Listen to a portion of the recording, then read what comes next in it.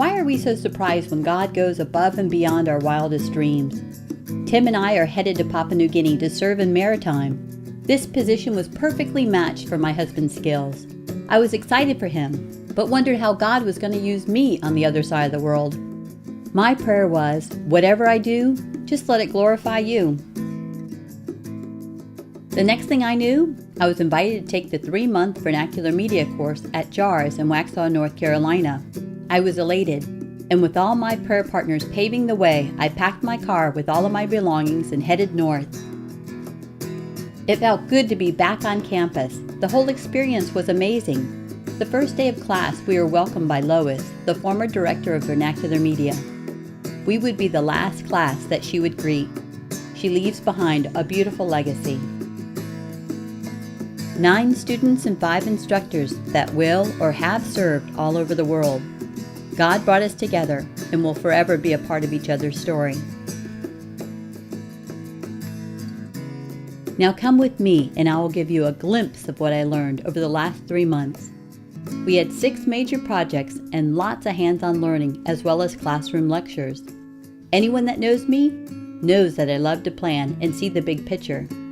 It doesn't always happen that way as a missionary, but during class we were taught all about result-based management, working backwards from our goal with specific activities and measured results in an intense 2-week lesson. Although it was challenging, it put the rest of the lessons in perspective.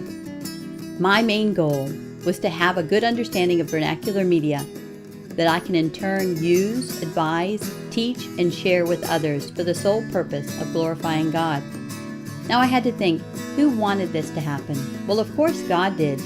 The 800 languages of Papua New Guinea, my instructors, and all of you, our 400 prayer and financial partners that have taken this leap of faith with us to be part of the Great Commission. The foundation was built on listening, observing, and understanding the felt needs of the people that we would be serving.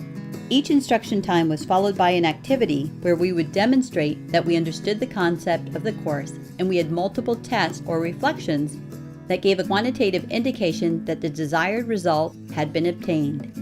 I learned more than I could have ever imagined about sound, how it travels, electricity, currents, flow, how to calculate watts, and how much power we would need to run all of our equipment. Speaking of power, we learned about solar power, inverters, and how to run a generator. I'm not going to lie, these were all areas I relied on Tim for. God was really stretching me.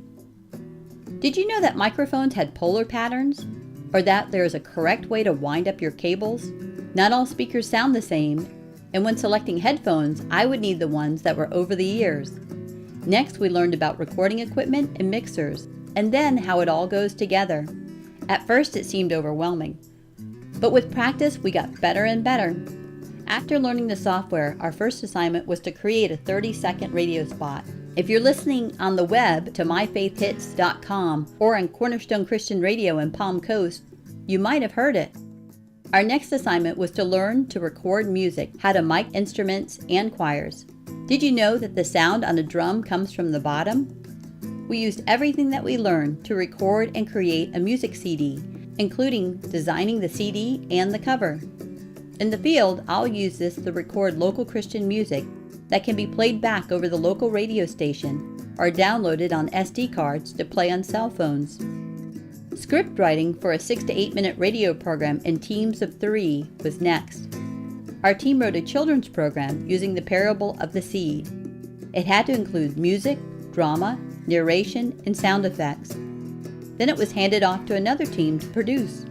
The story that we received to produce was the parable about the great banquet.